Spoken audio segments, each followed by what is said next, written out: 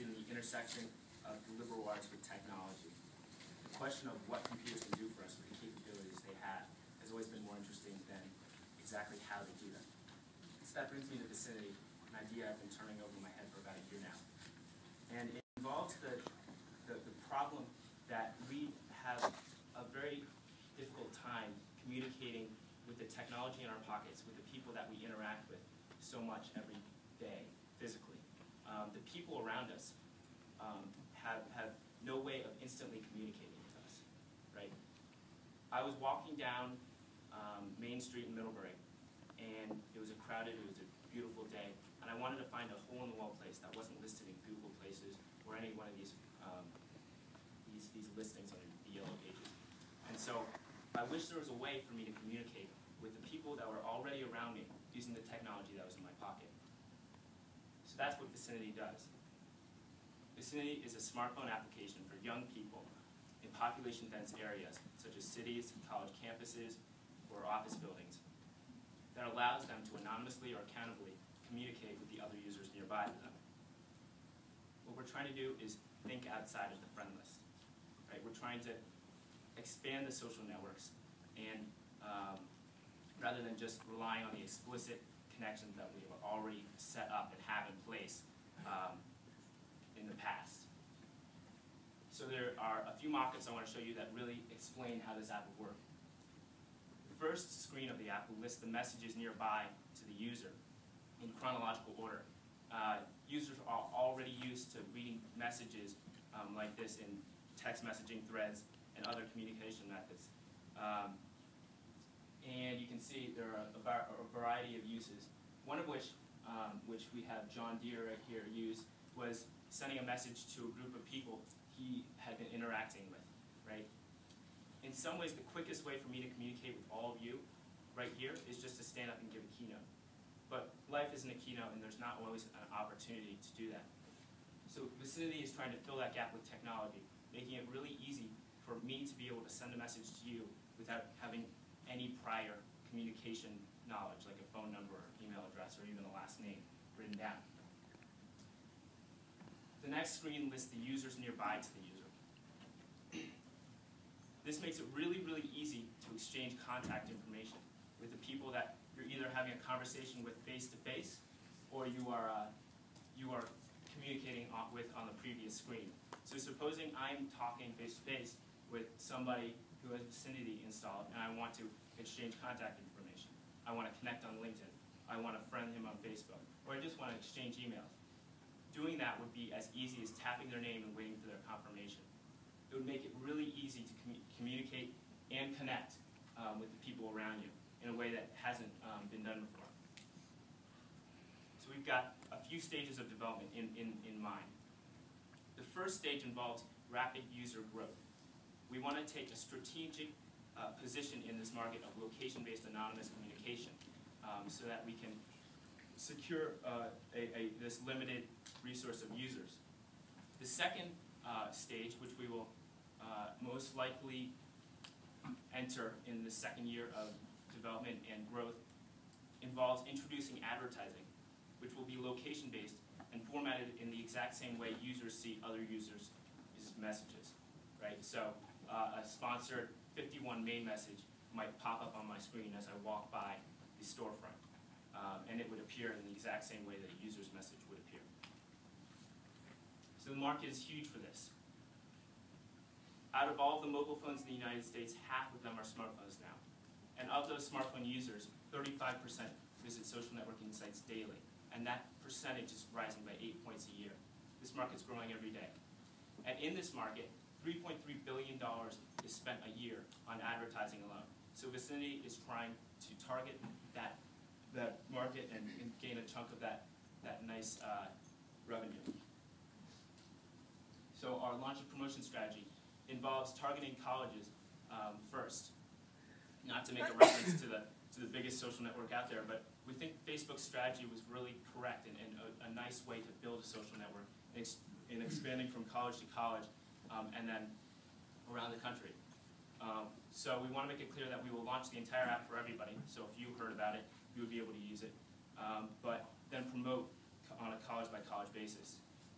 I think that it's really valuable to be able to customize the application wherever you are. So if I'm at Middlebury, I would be able to allow users to feel at home and comforted with the fact that this application is kind of targeted towards them. And in that way, branding and logos of Middlebury would be able to show up on the application since you're probably on the campus. And in order to get the word out, I would take a standard strategy of posters and just viral by-word marketing on campuses just to inspire curiosity and get the ball rolling with introducing it to people. Our competition is a two-person startup called Ubongo. They are a team of 2 engineers. They're just as small as Vicinity. They're launching city by city, which means that if you don't live in one of the 3 cities that they've launched and you download the application, you will not be able to use Ubongo. They have no Facebook or LinkedIn integration, and they are having a very hard time keeping up with updates to Apple software. Their app is not compatible with the latest version of iOS, which means that the level of entry to use their application is very, very high. And they have no Android application. So if we look at Foursquare's growth, you can see that this location-based social networking market is blowing up. It really is. The hockey stick growth, I don't think it can be limited to Foursquare, but I still think that there's a huge market for this kind of GPS-enabled communication that we haven't even thought about yet. My pro forma financials include the 2-year gap in revenue where no advertising would be introduced, and then estimating about $350,000 in revenue when we model our advertising numbers based on Foursquare's growth rates. Today I'm seeking $20,000 in pre-seed funding in order to compensate developers over the summer, to promote during fall 2012, and to get that. Our plans, so yeah, develop over the summer, we want to promote, we want to launch it by fall, and get that rolling. After that, we will adapt to how people react to it and expand to other colleges. Personally, I'm a developer myself, so I have managed to write code for both platforms. I'm a quarter of the way through and just working hard at it every day, but I'd really love to take on more people to the Vicinity team with investment and expand the application much faster. So that's Vicinity. My name is Teddy Knox, and I'm promoting freedom from the friendless. Thank you.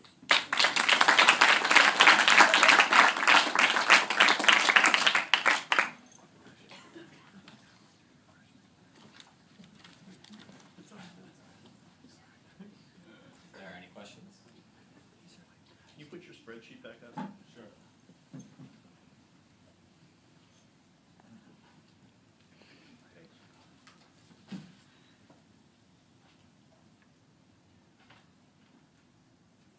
Yes. Teddy, when we talked last week, during one of the class sessions, I mentioned a app called Around Me, which had certain similarities to what you're doing, but wasn't people-based. It was, coffee shop or bank or ATM or grocery store, kind of.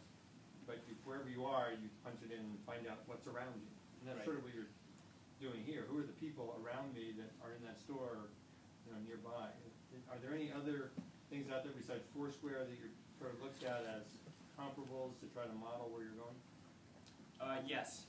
I can certainly say that Foursquare is the biggest and has taken the most market share in this location-based social networking market, but you can look at Scavenger, you can look at Google Latitude, Loot. They're all taking GPS data and social graph information and trying to spit out desirable statistics and information to the user. And so Vicinity just takes that one step further with connecting users to people they haven't met yet.